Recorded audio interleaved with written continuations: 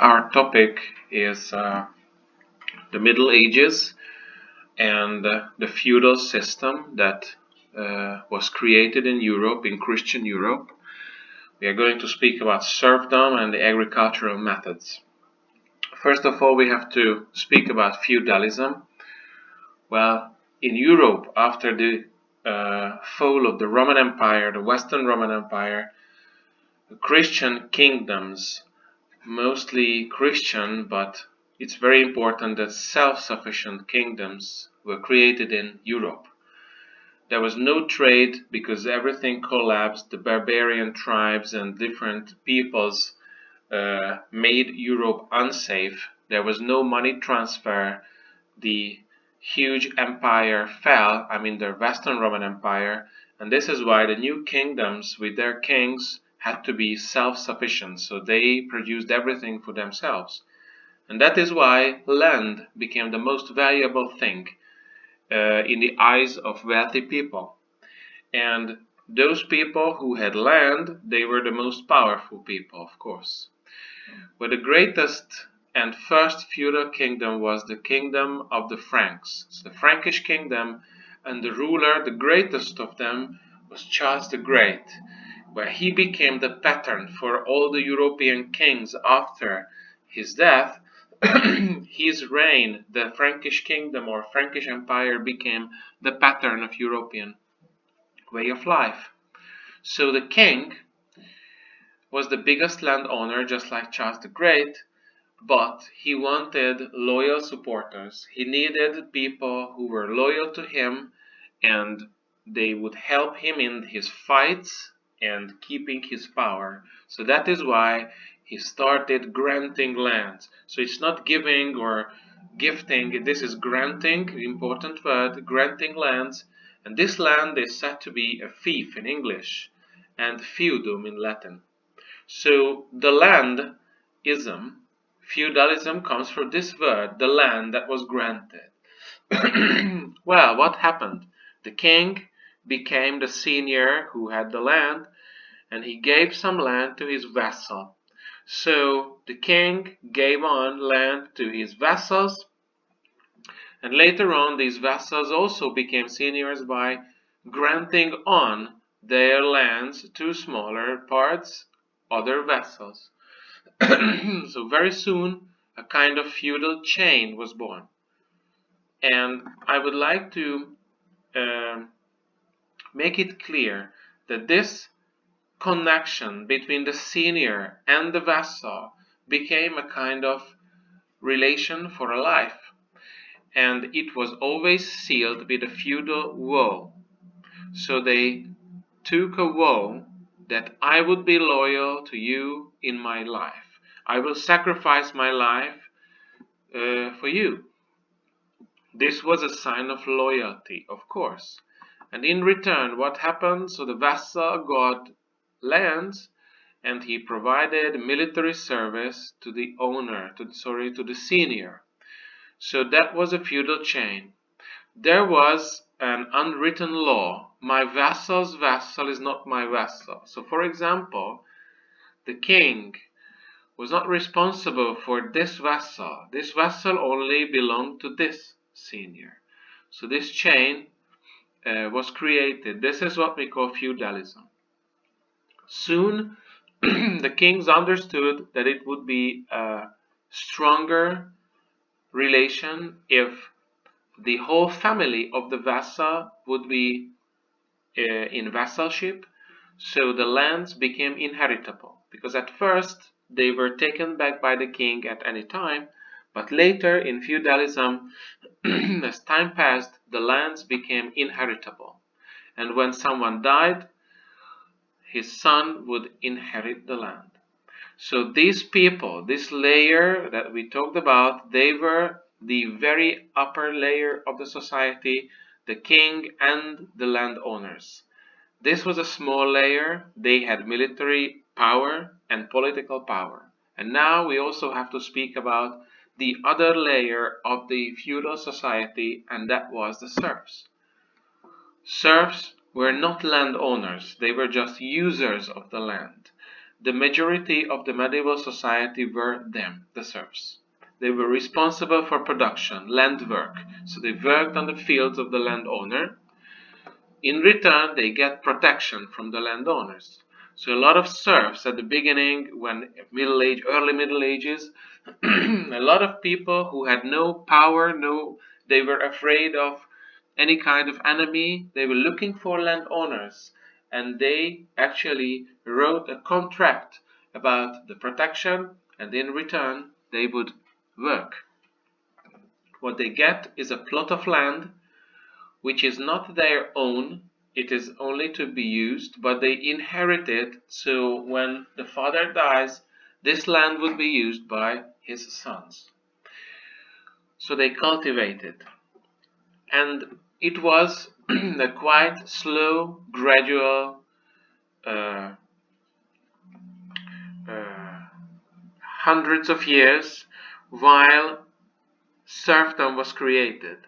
Because serfdom became a homogeneous layer in the Middle Ages, but before that, those people who were peasants or they were renting lands in the Roman Empire, the colonists, or they were slaves in the Roman Empire or in the Germanic tribes, or some free people.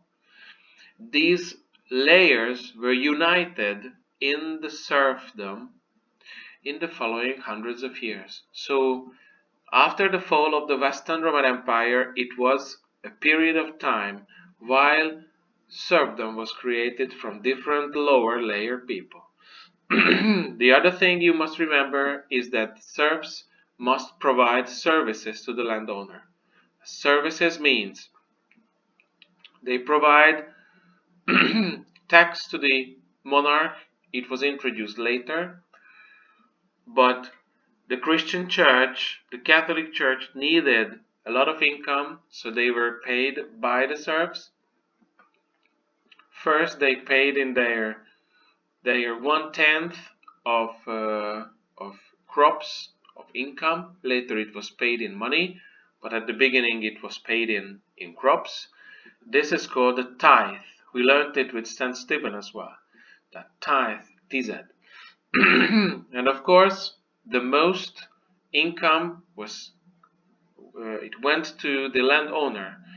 They paid crops, they paid free work, that is the sockage, we are going to speak about it soon. They gave gifts, some kind of poultry or fruits or vegetables or something, money, tax payment, and in return, the landowner was the judge of the serfs. Of course, if you remember, at the very beginning there was no state tax.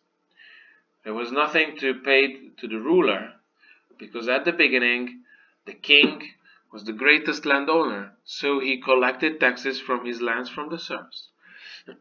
As time passed and the rulers got smaller lands, they granted most of it, then they introduced the first state tax.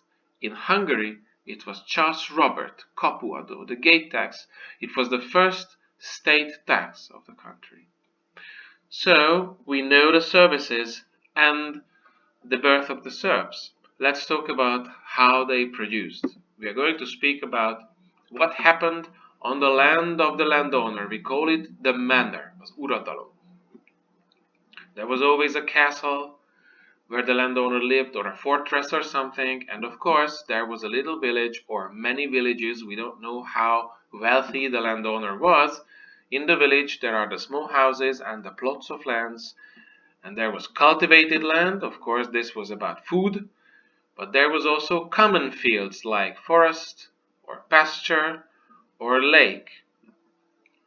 And what happened? The serfs, in every year, they got one part of the cultivated land to cultivate it, and they had all their incomes from that land. They paid the church tax, they paid the landowner's tax from this territory they got. Here, for example, the black roof house had the black field, and the light roof house had the light field. Okay, so every year the fields were given to other families. It was always a kind of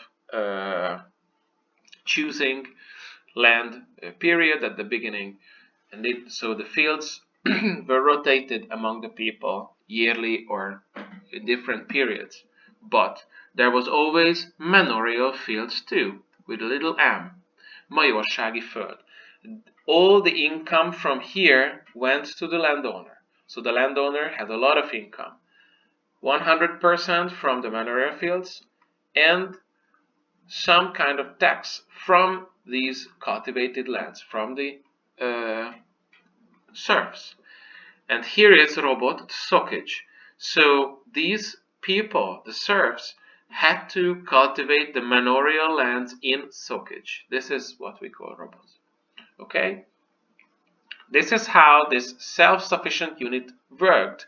They cultivated all the food they needed, and actually the landowner taxed these people. Agricultural method. We are talking about what is happening here on these lands. Well, first, in Europe there was a lot of spaces, endless free places. So they just cultivated a piece of land, and when the land got exhausted, they moved on to another one after 6 or 10 years. But as Europe became inhabited and the kingdoms became bordered and everything was fixed, they started to use the two-field system from the 8th century. When they used the cultivated land, they actually made two parts of it. One part was cultivated, the other was the fallow, was ugar, fallow. And later on, mostly in Western Europe, so mostly in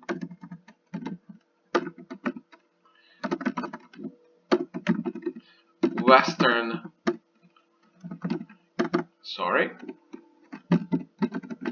mostly in Western Europe, three-field system appeared, where there were three parts of the cultivated land. One was left for a rest, it was the fallow, and there was a spring field and an autumn field. And these were rotated yearly to make better production.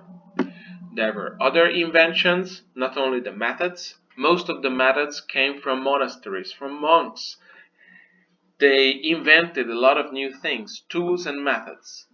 So there was a great development in hundreds of years that from pasture ground system, legelőváltó, they reached the three-field system, what we just saw here. Legelőváltó, three-field system. It was also an important invention, the heavy plow. The heavy plow is this part that goes into the soil. It was made of iron or a kind of metal. This could dig deeper in the ground, and by this they could mix the soil, and valuable parts of the soil could come to upper layers, and this is how more and more food was available because productivity grew. Breast harness was introduced. Look at this. First horses were tortured like that. There was the throat girth here, so they pulled the plow by their throats. It's impossible to work like that. But there was a great invention when they invented the breast harness. This is when horses could be more powerful. They also invented the horseshoe to protect the horse's legs, and the harrow, which is the harrow. This is the borona, which they used on the fields to that after using the plow, they used the harrow to make everything fine. They also started using water power with the first water mills. So these inventions also made productivity higher, more food was available, and the result is that the population could grow because there was more available food for people in the Middle Ages, or at the end of the Middle Ages, or the end of the beginning of the early New Age. So this is how the development of agriculture went through.